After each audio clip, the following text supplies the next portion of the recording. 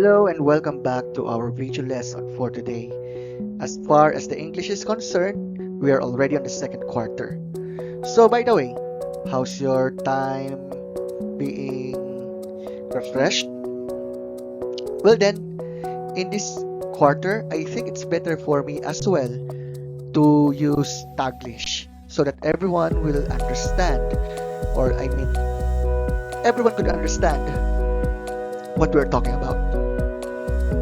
So in this quarter, we're going to discuss the following topics here. And if the Lord wills, we'll go on to tackle all of it. So at this point, we're going to start in the first lesson.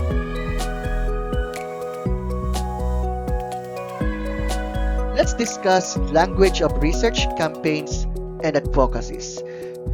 As you know, lahat naman ay nagko-considera may kinalaman sa paggamit ng language para sa research, campaigns, and even advocacies. So, paano natin ito malalaman? How can we go on to consider this? Kaya, i-discuss natin ito. Research writing is one of the student's needs to accomplish in his or her academic years. Even if a student is good at writing, he or she still needs to learn and understand the proper language and style in writing research. Research writing is one form of academic writing. In academic writing, it's necessary to use the correct tone. It uses formal language. It means it should not sound casual or conversational. Its language must sound professional and without errors. In short, pagdating sa research, formality na po ang issue dyan. Now, ano po ba itong research?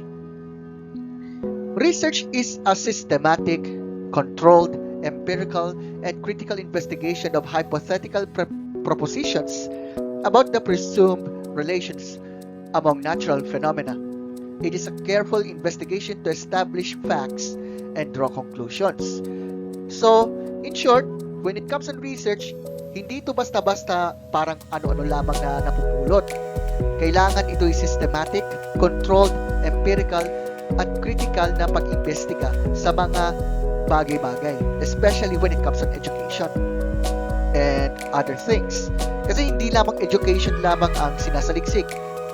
There are many things na talagang na-i-research. Science, philosophy, society, you name it. Here are some considerations in research writing. What are the following? First, it should be formal and professional in tone. Hindi yung tipong parang pangkanto lamang ang dating ng iyong research. Second, the writing must be consistent. Take note, dapat hindi po siya contradictory. Third, it should use the correct tense of the verb. Kumbaga, we must have to make sure that the said research must have some sort of correct tense of the verb. Ito by past tense, ito by present tense, ito by future tense. It should be impersonal. It avoids using the first person pronoun. Sa madaling sabi, wala rito yung I do this or they can do it or No, hindi pala. First person pala to. So, I. Yung maka-ako na pronoun. We must have to make sure na maka-avoid, maiwasan talaga yan. Especially when it comes to research. Kasi isipin natin. Let's say, meron kang research and then meron kang na-quote na based on my research or I conducted a research sometime. Take note, impersonal dapat yan. Also, it uses conjunctions carefully. Kaya nang sinabi, tulad ng kanina, formality pong issue dyan. And lastly, it should be objective. Batay dapat ito sa mga evidence na nai-gather o naipon. Remember that when it comes to research writing, especially for you grade 10 students. Kasi, on third or let's say on fourth quarter, pagdadaanan nyo yan. Remember that. How about analysis. The study sample text is written formally and is professional in tone since it uses appropriate language and tenses. It's also impersonal, parang sa research lang. Pero meron ditong mababanggit dyan. Ang terminong the study. The claims are supported with relevant evidence since it's based on facts and other studies, not from mere opinions. It's also evident that the writing in the sample text is consistent. It also uses appropriate transitions between sentences. So, in research, we identify the problem. From the problem, advocacies are made. Research can help advocates know which outcomes to push for, as well as understand motivations, barriers, and leverage points for their audiences to convince them to implement recommendations that emerge from studies. So, consulting with research experts during the design process can allow practitioners to improve interventions, resulting in effective behavior change and additional evidence that can then be incorporated into advocacy. Kasi tingnan nyo, in research, kailangan ma-identify kung ano yung suliranin or the problem as well. Kaya naalala ko na sinabi ng isang professor or instructor, ikaw mismo ang magsusolusyon o gagawa ng solusyon sa problemang ikaw ang gumawa. Diba? Kaya nga, nandyan din yung tinatawag na pag-analisa sa mga evidence na nakalap mo. At yamang nabanggit natin ng advocacy, ano ito? Advocacy is defined as any action that speaks in favor of, recommends, argues for a cause, supports or defends, or pleads on behalf of others. Advocacies are based on research. So, hindi basta-basta rin yung mga advocacy na yan. Lalo na naririnig natin, nababasa natin, napapanood natin, yung mga advocacies na pinipresenta ng mga tao. So, what are some considerations that we should take note in our advocacies? Number 1, yung advocacy mo, dapat may pagbabago yan. Your advocacy should bring about change. Second, it has to be carefully planned, hindi yung pabara-bara lang o mabilisan lang. Third, it should have clear objectives. Ano ba yung mga layunin nito? Ano ba yung objectives, kumbaga, ng advocacy na gusto mong isakatuparan? Fourth, it should be appealing in your audience. Dapat nga nakakapaghikayat ka. Fifth, it should have concrete steps to make a difference. And lastly, hindi talaga mawawala ang pananaliksik. It should be based on research. Remember that your purpose is to raise awareness. Raising awareness is intended to make the problem addressed known by the people or by the public. Like for example, we are talking about climate change.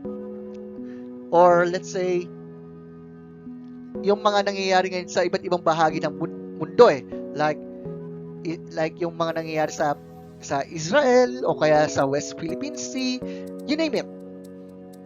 Now, for you to raise awareness, you should take note of the power of persuasion. Kaya nabanggit ko kanina yung paghihikayat o pag-persuade, kumbaga. So, the power of persuasion is the ability to convince and persuade people. So, kung may advocacy, meron din tayo nitong campaign. A campaign is a connected series of operations designed to bring about a particular result. It is a set of advocacy, communications, and mobilization activities informed by our knowledge and based on our values that influence norms, policies, and practices. It provides a framework in which processes of advocacy can be developed. Kampanya ito, campaign. So, what are some considerations that we should keep in mind concerning the campaign? Here are the following. You should use a formal language style that will surely appeal to the audience. Siguraduhin mo mayroong big impact dyan. Mayroon itong malaking epekto sa mga taong nakakapakinig, nakakabasa, o nakakapanood. Remember the terms formal language. Hindi yung parang salitang pangkanto lamang.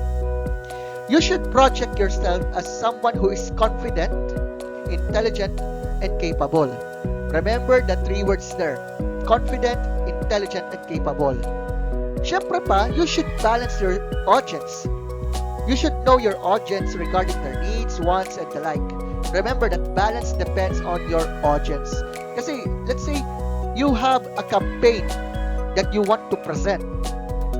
And then, yung ina-address mo sa campaign mo, let's say, yung mga kapwa mo mag-aaral.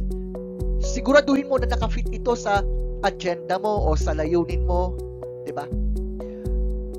And also, remember, your vocabulary is important. You should be positive in your campaigns. Do not let negativity get in the way. In short terms, huwag pong nega. Dapat positive po when it comes on that. And lastly, make your arguments concrete so you can persuade your audience. Make sure na nakakapaghikayat ka ng mga tao dyan. Okay? So in our next lesson, we will discuss identifying key structural elements and language features of an argumentative text. So as you can see, meron na tayong foundation when it comes on this. Especially in the language that we'll use in campaign, research, analysis, and advocacy. Kumbaga, hindi ito basta-basta na nag-present ka ng kung ano-ano, then yun lang. Remember, language is important when it comes on this.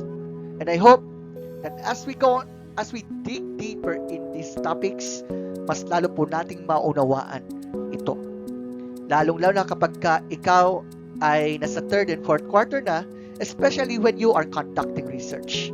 So that's all for our lesson. And thank you for listening to this. I hope we have learned about this topic. So see you on the next video lesson. Have a great day to all of you.